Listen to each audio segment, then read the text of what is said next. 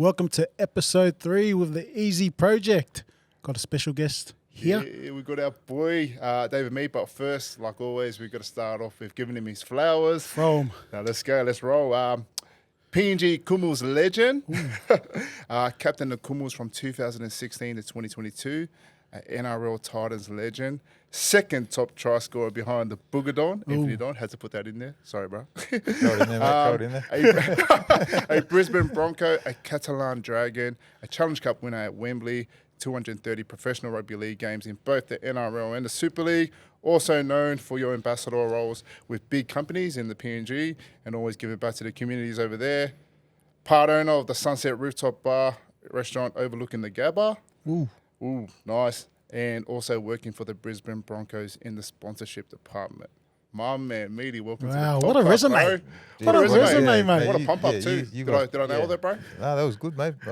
Make me sound better than what I'm actually doing. So, thanks, Emma. Thanks, Eddie. I'm excited to be here. It's been a long time since we caught up, so yeah, keen to have a chat and see where this goes. No, like I said, it's always an easy conversation when we get people on. But like for you, we're a tight knit group here. Like I feel like we haven't seen each other for a long time, but at the same time, it's like we saw each other yesterday. Yeah, well, just off camera before speaking to Eddie, I just said, mate, I was keen to just catch up for lunch, and doing this podcast is a bit of a bonus as well. So no, I'm excited to have a chat, but I think more excited to have a feed after this. 100%.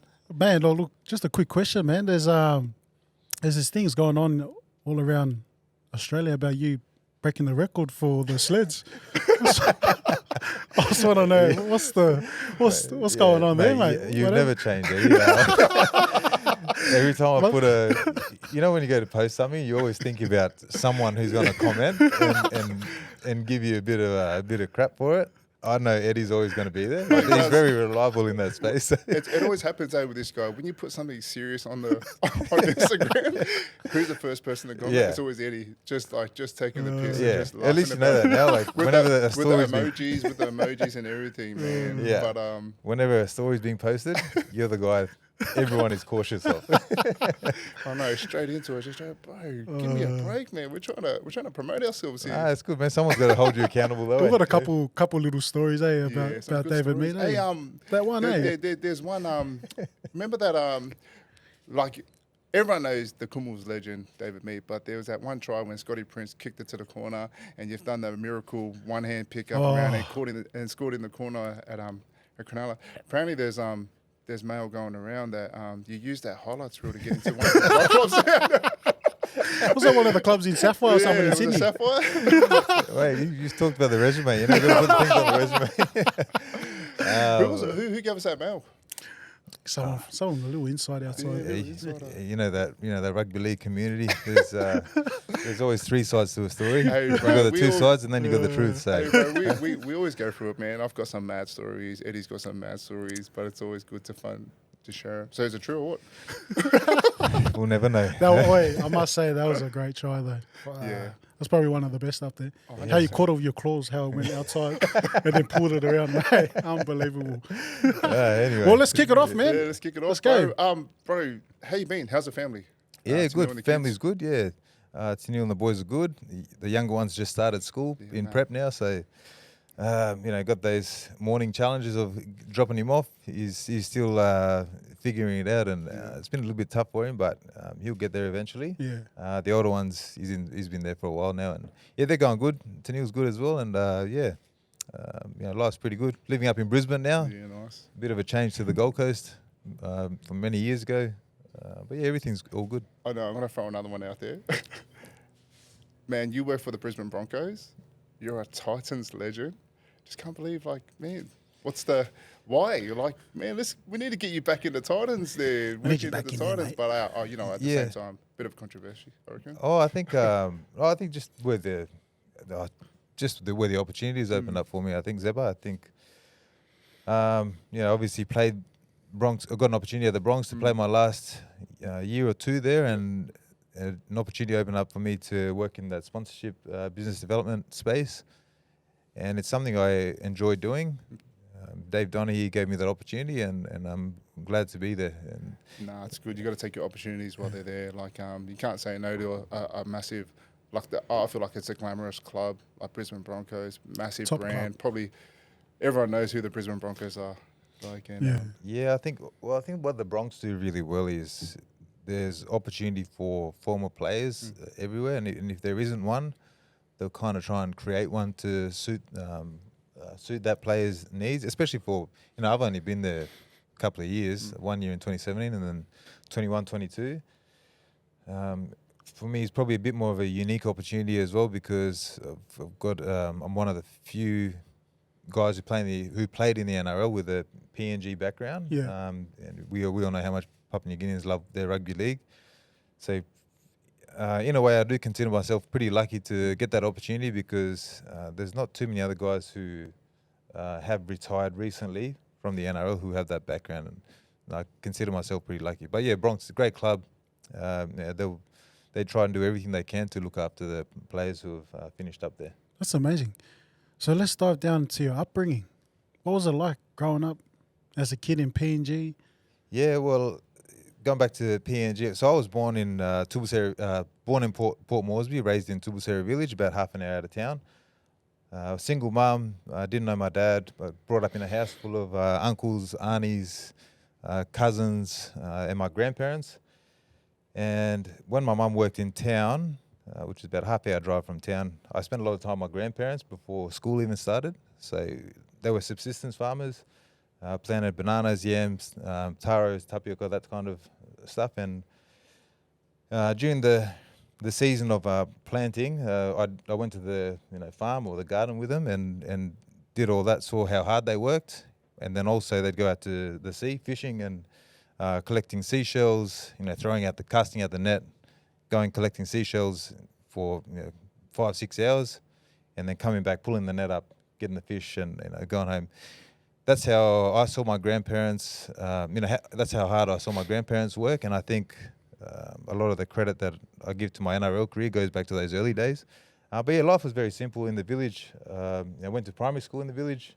Sometimes you went to school without any shoes on, so I rocked up with thongs. If you did have shoes on, sometimes you'd take them off because a lot of other kids don't have them. So, that's just the way it was.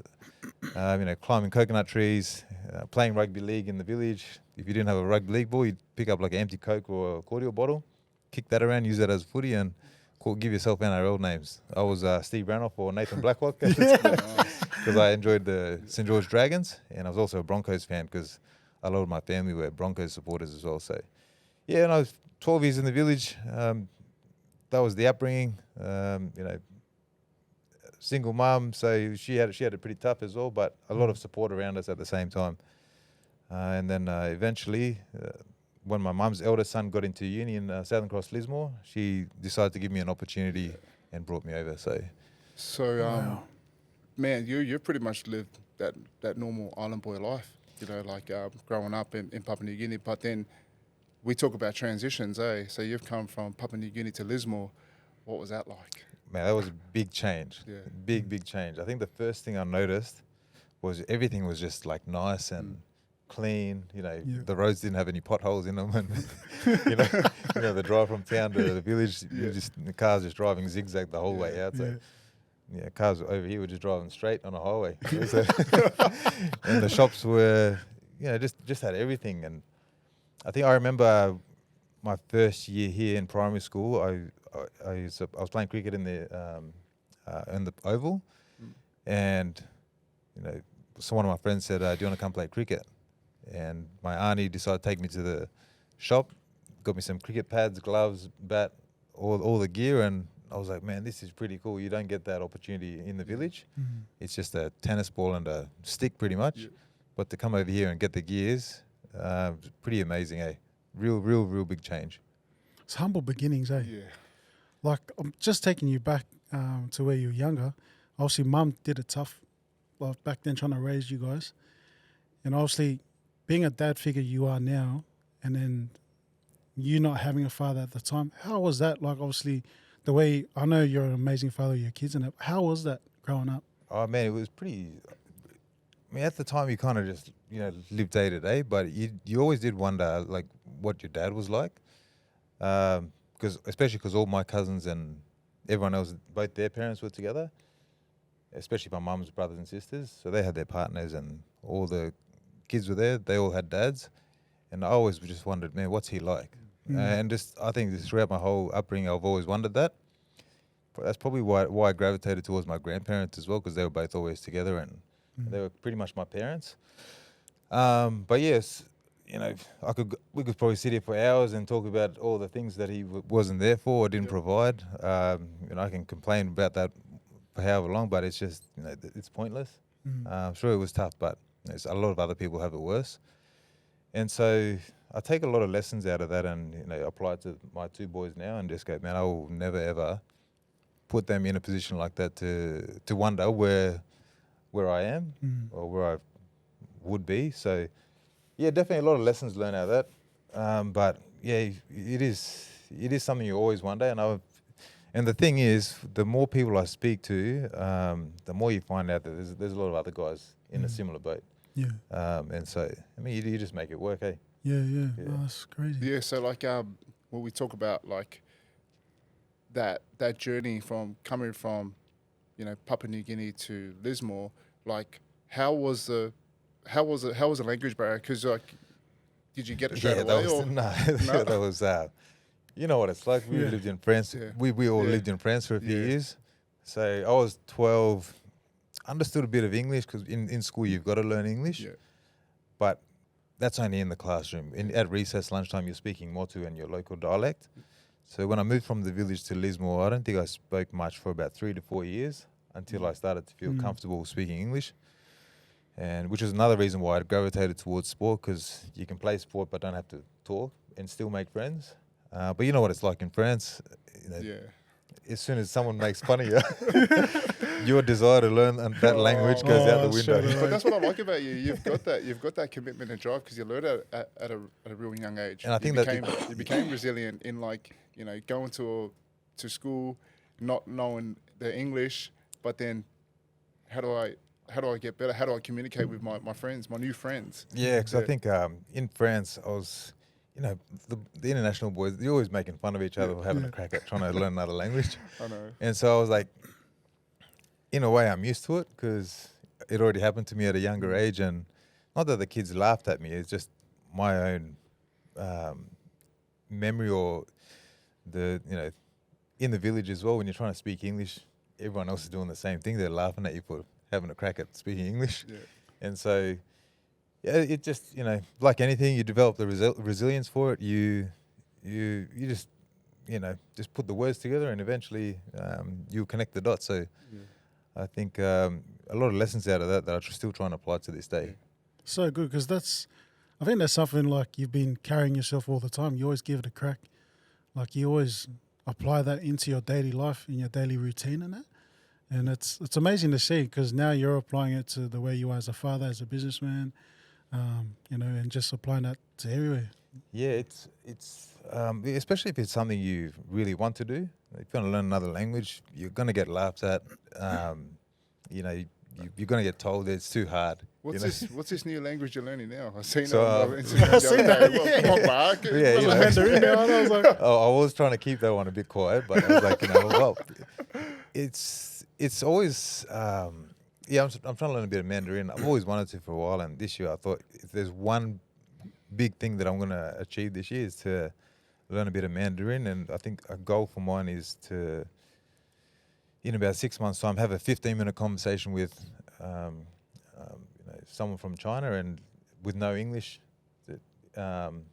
involvement or speaking in English. So just a little goal of mine that I've set for this year. But again, I think it comes back to the whole developing a new skill, especially something that people think is really, really hard. I think if you can break that down and set an example and make it possible, a lot of other people are going to think that, you know, it is possible. So I'll have a crack as well. All right, let's fast forward to the rugby league side of things. When did you know that you were good at this sport of rugby league? Not till I was probably 17, 18. That's when, because I never made any rep teams around Lismore. I actually played rugby union for the first 5 years in Lismore. And then the year that I changed to rugby league, I was pretty lucky because the Gold Coast Titans were coming into the comp. And leading up to the 2007 when they entered the comp, they were doing their scouting around that northern New South Wales area.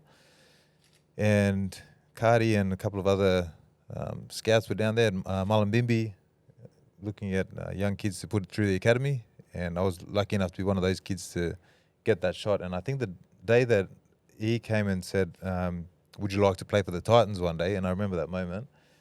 I said, oh yeah, I would love to. And I think that was the moment where I thought I could actually do something with this. And so I'd have to say, 2007, Mullumbimby Rugby League Club Nice. Wow. is when the belief kind of went up to another level. So then your progression went pretty quick then. Like you say, 2007, you took it serious. When did you debut for the Titans again? Was it So debuted 09? 09? So Yeah, 2 so years, man. a couple of Wow. years, I think. That's crazy. It's crazy. You think about us when we were young, man, it took us freaking a long time. But like for you got into it got serious at a young age. Like, Yeah, but I think just going back a few years as well, Yeah. I was always someone who just went to the footy field on my own and just kicked the ball and did a bit of training. So I think that stuff helped as well along the way.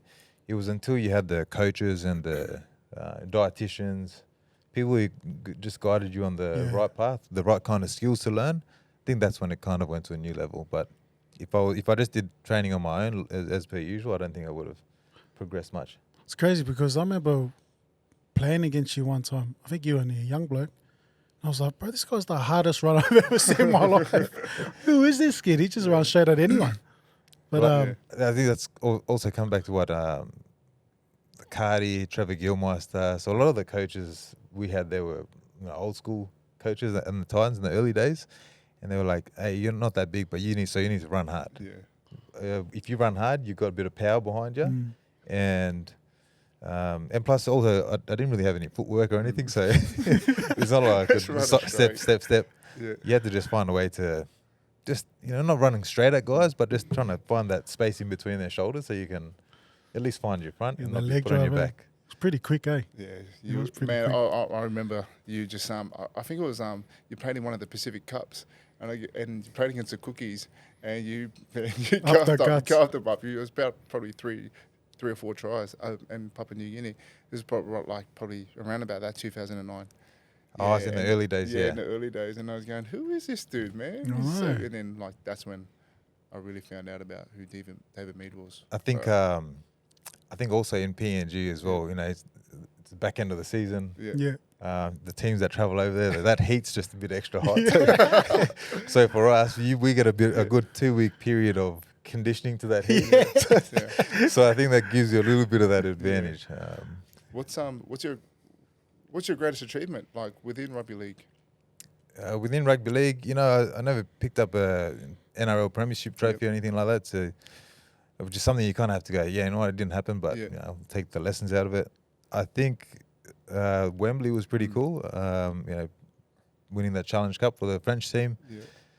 When I first got there in 2018, the start of the year wasn't good, and the season just kept, we just kept going down and down the ladder, and then the Challenge Cup was our only hope of creating a bit of history for the club because they've never picked up any silverware or anything like that.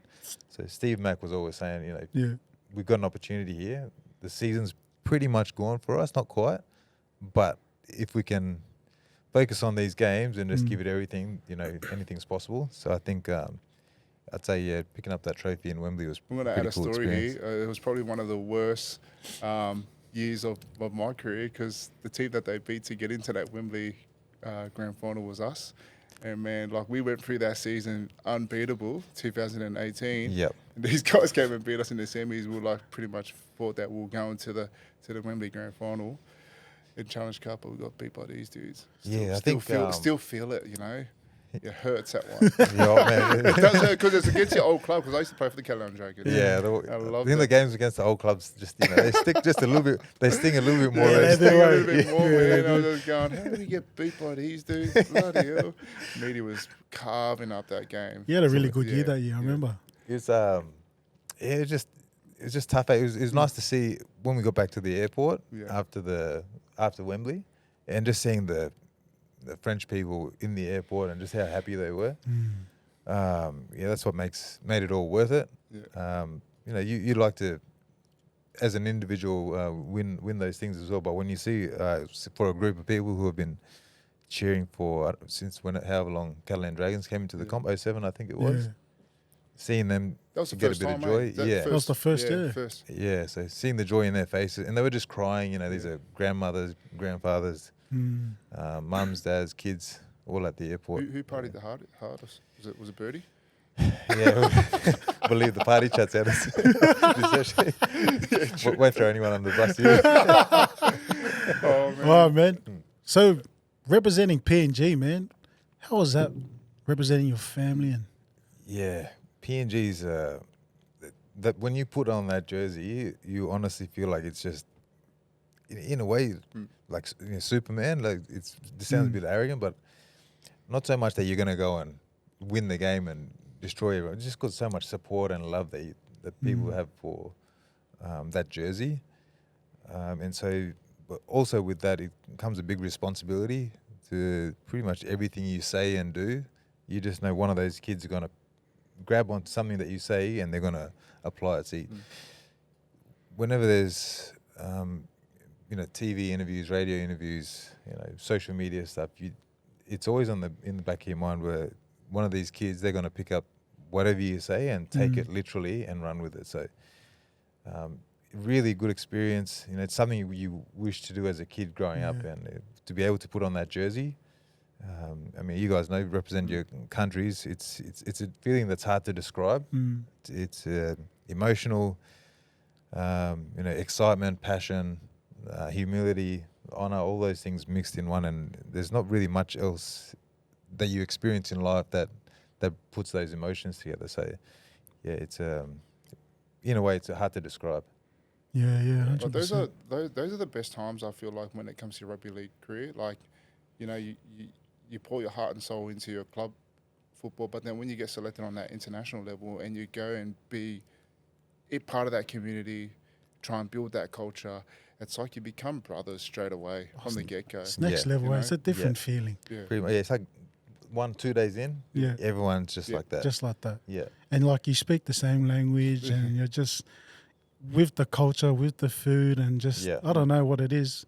But that week is probably like, I know representing Samoa was the best week of my life. I was just like, this is amazing. Yeah. The emotions, the ride. Yeah, and it goes back to, like, your family, where they're from as well, and you're representing them. I mean, it's not, it doesn't take anything away from the NRL clubs that you've played for. It's just a different type of representation, I think, that makes you feel that extra bit of connection to your culture. How sad is it, like, when you're like, you're part of a campaign for about 3 or 4 weeks, and then you go home and you go, wow, I miss my brothers, and you have to go back to, like, your family, your kids in there, and he goes, I want to go back to my family, I want to go back to, like, to the team. But, like, it's just, that's how much you build that connection, that when you go, you're used to your roomie being there all the time, doing all that kind of stuff, and then, being at team meetings and all that, and it's just, wow, I can't believe, like, I'm actually missing this. But you get over it real quick. It is a unique experience, and not many people get to experience it in terms of the number of people that play the game, and then to be able to go on and represent their country at that level. It's very minimal as well. So, but yeah, it definitely creates a lot of good memories. Especially being like, obviously where the islands we are, it's humble beginnings, eh? Obviously our families didn't have that much, and growing up in villages like that. And I think the emotions behind that is just like, man, these guys work so hard for us to be in Australia, obviously, have the best opportunity, the best country really to live in, and to do it. Agreed. Man, and it's amazing. All the families that get together in front of a TV screen, only that big, jumping up and down, that's stuff that gives you goosebumps, and it makes you realise that you've got to appreciate those moments, because there's a lot of other people that wish they were there, and a lot of kids that are wishing to make that one day. So, great experience. All right, let's move on. We've got a couple of questions in, just probably can answer them both at the same time. So, things that you're taking out of rugby league, but also leading into your transition, what's that been like? Yeah, so I think transition wasn't easy for me. It was pretty tough. I definitely missed the structure, the competitiveness, and just the camaraderie amongst the boys, that sense of belonging to a group. I missed that, and I had to see a therapist, to be honest, because I was struggling for about 6 months. I was like, man, I don't know what's wrong. 6 months of free time, pretty much, and in a way, I felt guilty as well, thinking, people wish to have this opportunity that I have. 6 month window of kind of just doing what you want to, and a bit of guilty feeling came with that, but also missing my team, not competing, and then that structure was gone. So, I had to find a way to replicate that. So, doing the gym, exercising, keeping up a physical routine. I think that's number one priority for any athletes that transitioning. You've got to make sure you go to the gym 4 to 6 days a week and get amongst that community. It's very important. And I'll go into that a bit more as this chat goes on. But it was a lot of lessons that I learned in rugby league that when you actually do apply it to whether it's home life or professional life, things can look pretty positive. So, yeah, I guess the transition wasn't easy. It was pretty tough. I'll admit that. But also a lot of lessons that you learn. I guess one of those is putting that structure in place. So, me personally, and I'm waking up at 4:30 a.m. gym 5,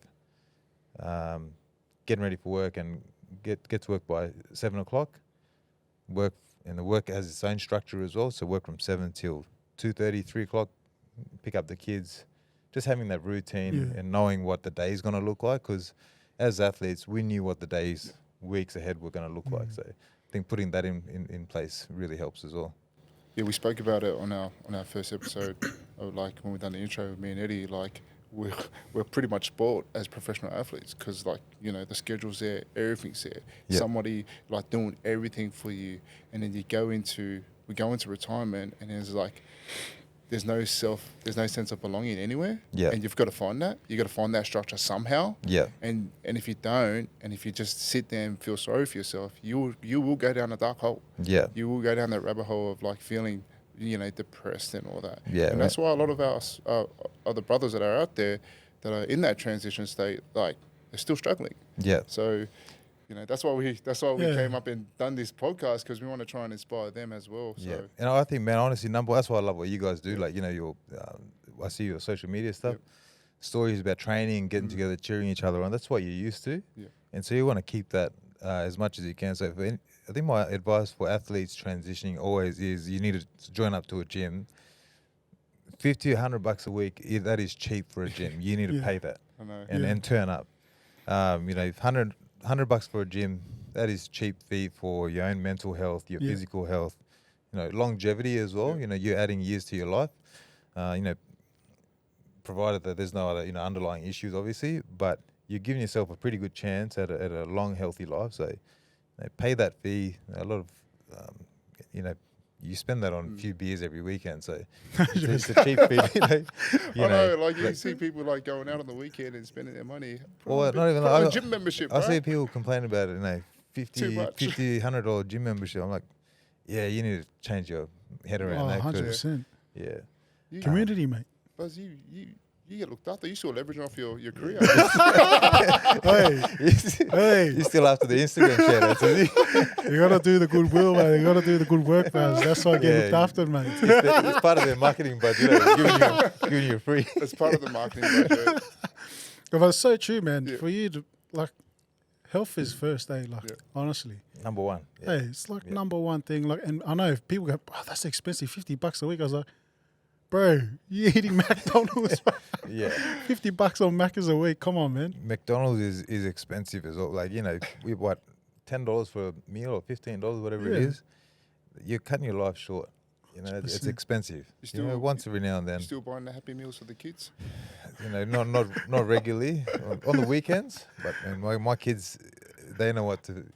People actually, they get weirded out for what they eat sometimes because they're not the healthiest kids in the world, but I'll put out like spinach leaves, carrots, cucumbers before dinner, and they're just picking up spinach leaves and chewing them, because it's just I also eat like that as well, so they're seeing that and learning from that. But I think number one thing, get get some physical training in because there's so many benefits that we could sit here for hours talking about it. Yeah, there is. 100%. Let's get into it. So- the.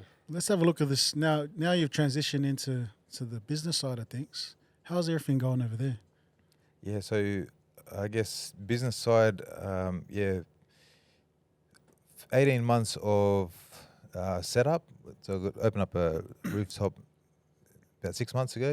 Yeah. And before that, there was 18 months of setting it up, and there's a group of us in there working things out along the way.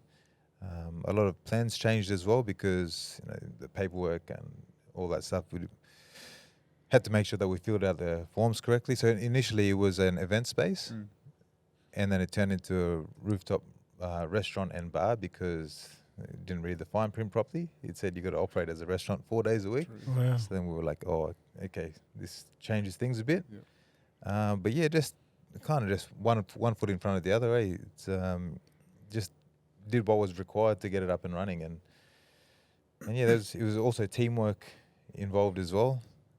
But yeah, pretty lucky that it all turned out, and people are enjoying it now. So it's really good. Looks so good though, eh? It does. So pumped for you, like, because I remember we spoke about it, like we caught up probably a couple of months back, and then it looks good, like when you see it from the social media point of view and all that kind of stuff. But then because we went deep into the conversation. So how was it like? Because it's with a family member, it's with your sister and all that. Yep. So how does that look like when you're trying to connect to try and get things going?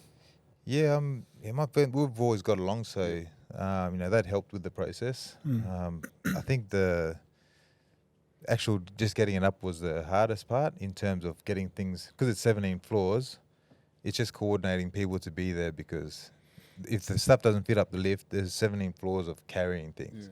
Yeah. And when you've got 40 kilo blinds and that are 3.5 meters long, you need a few people there to carry it up together and then get the lift down, come back and do the next lot. So I think we must have done dozens and dozens of trips to and from, but it was just clear communication with family, making sure that we're on the same page and working together to get it up and running. So and just like rugby league as well, you communicate clearly in a team, you get the job done pretty well. Yeah. Man, see, like with the rooftop and everything that's going on, man, you've always had that mindset of like, you always wanted to rise above every challenge. I find that, I don't know, from your career, meeting you as a person, you're always finding ways, I've got to do it this way. This is how I'm going to make this. This is how I'm going to do it. Yeah. And I've tried that many things, in my playing days. I'm sure we can talk on those as well. But, I just think, there's got to be always better ways of doing things, or much more effectively, efficiently. And I don't think I'll ever do something I don't like for the rest of my life, because I'm going to figure out a way to do something that comes pretty close to rugby league. And I've always just looked for answers, whether it's reading books or, ringing people and asking them for advice. I think that's pretty important. Yeah. But yeah, just, what you're saying there, Eddie, I think, in rugby league, we're always going to do our extras, make sure that we're at the top of our game. I think you can apply some of that to life as well. And for me, that comes through physical training. That's number one, because if you're feeling tired and annoyed or frustrated, worried, anxious, stressed out, you're not going to do the job as well as if you're well rested, you're feeling healthy, strong, you're excited, you're passionate. When you compare those two states, you'll do 10 things in one day, and of that same job, you won't even want to do it once. So in the other state, so. But yeah, number one, physical training to get yourself in a good state, and I think number two is you've got to feed yourself some good stuff. Read some good books, listen to good podcasts. But I think reading, everyone should read. Listening to podcasts is good, and everyone has their own way of learning. But I reckon something about reading and just forcing yourself to get through that boredom, and thinking that I've got to get through all these pages. Just sitting with your mind and just battling that as well, and toughing it and finishing the book, getting some good stuff out of it. I think that's a good resilience building method as well, reading books. Plus you learn some pretty good stuff, and that's going to help you. And then number 3, get a mentor or someone who you can lean on for advice. Different part, and it doesn't have to be one person for your whole for all areas of your life. It can be, nutritionist, trainer, physio. They were in rugby league. You find that in life and in business as well. But then the 4th one, I'm just going off these 5 principles that I apply to my life most weeks. Number 4 is you got to get around people who are doing what you want to do. So if you want to play rugby league, you can go play the local footy, BRL, whatever. If you want to go to the next level, you join the Queensland Cup team because they're going to raise those standards a bit. And hopefully you get a crack at the NRL and also within that Queensland Cup team, you got to hang around the guys who are doing their extras, not the guys who are sitting on the side, just going through the motions, because that's where you're going to end up. So you get around people who are where you want to go. And then I think number 5, you just got to have a crack. Yeah. And I think that's probably the most important. Well, they're all just as important. Yeah. But if you do those 4 things and you're still sitting at home wondering if you should do it or not, you're not going to get anywhere. You just got to, pick up that phone and ring that person that's going to help you get to that next spot.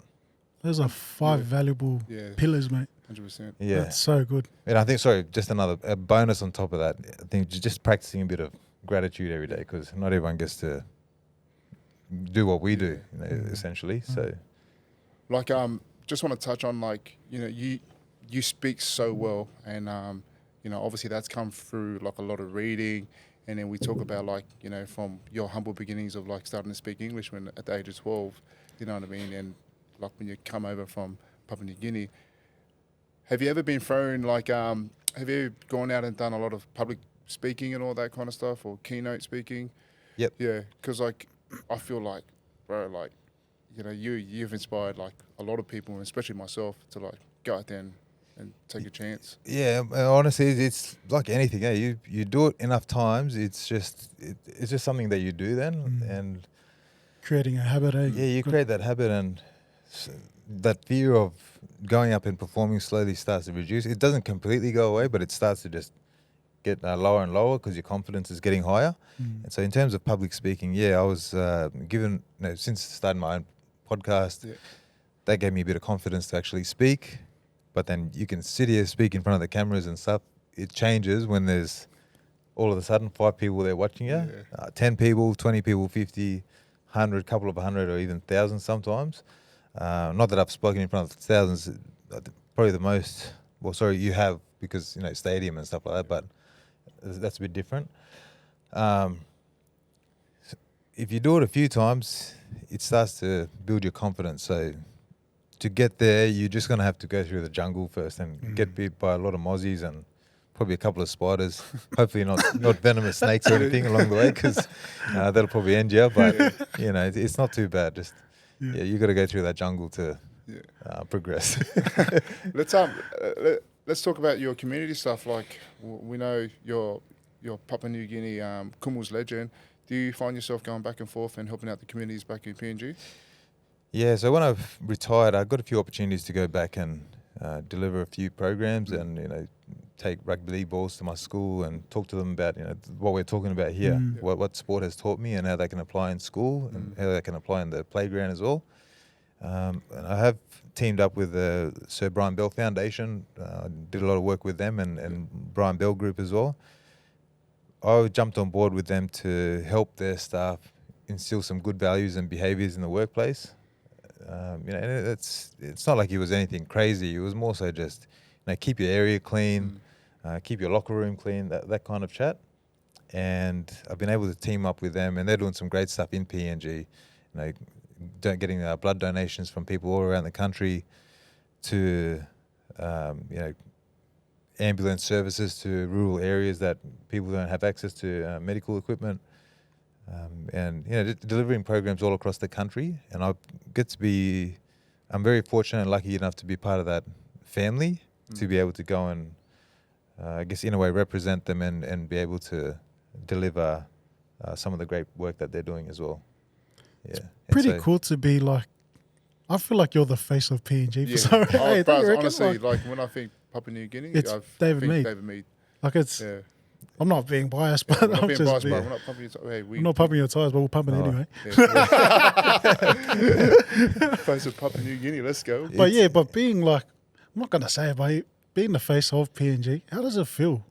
Like, It's probably the face of PNG for people who like rugby league. Yeah. For people who like business and something, they're probably going to think of someone else, you know. Yeah, it's you don't really think about that. It's more so that's just where my family's from. That's where I was brought up, and I feel a sense of responsibility to gather as much good information as I can, put it in my brain, and then say it on a microphone. Not everyone's going to take it. And microphone as in, it's put out on social media and go do talks, different kinds of things. Not everyone's going to grab onto what you say, but I think if you're in a position of privilege to do something good, you got to make the most of it. And I don't feel like doing that every day. It's just, I've got my own kids and wife that I need to look after. Yeah. But if there's an opportunity for me to go and do some good work in the community, I'll take it, because it is also pretty fulfilling for me and rewarding to be able to go and give back in that way. I think going back to my upbringing, not having a dad, I had a lot of cousins, uncles who I looked up to. My grandparents were my two number one role models growing up. They just did what they could to provide for their family, and I feel that sense of responsibility. Number one, my two boys and wife. But if I can make a positive change or impact in people's lives that I'll never meet before, and I know you guys have that opportunity as well. But for me personally, if I can do that, then my life's pretty good. And so I guess that's amazing, man. So good, eh? Yeah, it's good, man. So you've got a lot of things going on. You're a busy man. So what's new? What's going on at the moment? Well, I was just in the middle of launching my new business. Away from my sister and brother-in-law, they're looking after the rooftop and they're doing a good job with that as well. So I feel like I don't really need to be involved.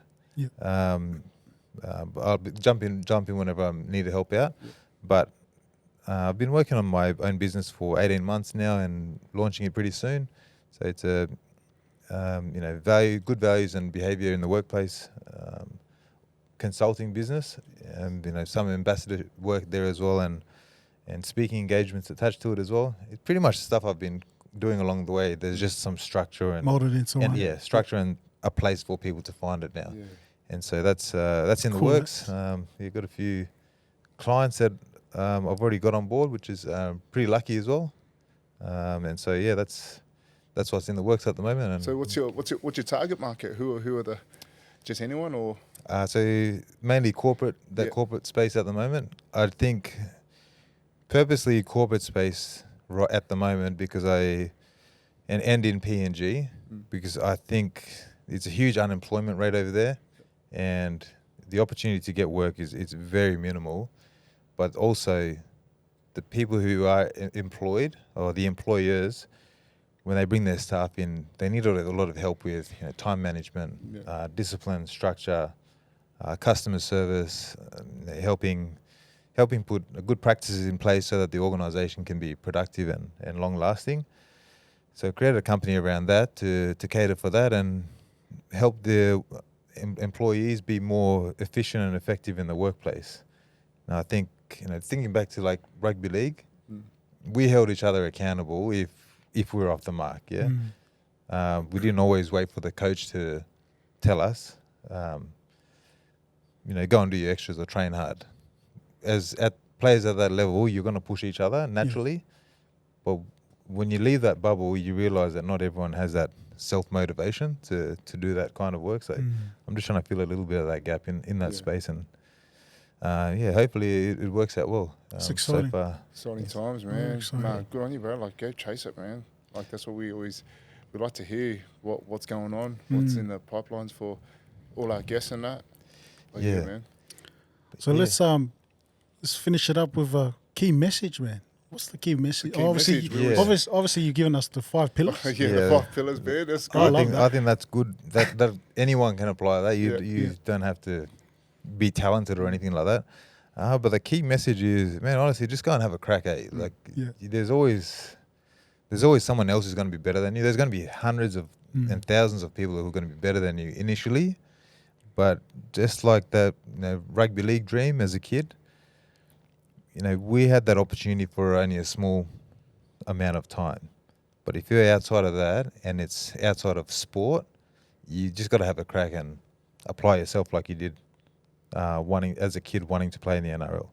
If you apply yourself like that and, no one's going to stop me kind of attitude, I think you got a good chance to create something good for your life. So I think, I'd leave with that, I think. That's amazing, man. That's good. I love that. Have a crack. Have a crack, my man. Bro, thanks for your time. Like, Appreciate seriously, like, your long drive down here. We'll go have some lunch now. No, that's right, man. I am excited. I think it's on Eddie's. Oh, your shout today, is it? That's going to be rare, isn't it? But yeah, no, we appreciate your time. We know, man, like, we feel like it is real comfortable, like, because we know you really well. And we're just doing it on a podcast now, so it's good, man. Yeah. Thanks for so good seeing your journey, go from a high and still keeping it up there. You know what I mean? So you're so many guys that are going to be listening to this or watching it. It'll be, you leading the way is just inspiring for all of us. Yeah, I'll probably put this in there because it's important. I think, man, most days you don't want to train and you don't want to read that book. You don't want to pick up that phone call and make that cold call or do those things. You'd rather sit on the couch and watch TV or just scroll on your phone and watch social media stuff. That's a natural feeling I have every day. But but when you go to the gym, a lot of that, that weaker version of you, that quietens down a bit, and the stronger part of you lightens up. And that's why I always say, join a gym, get fit, get healthy, because you'll be in a better state to go after what you want. Yeah. So good. Merci beaucoup, man. Merci. Well, you guys speak fluent. I appreciate it, matey. Thanks, brother. Thanks for coming, bro. Thanks for coming. Man.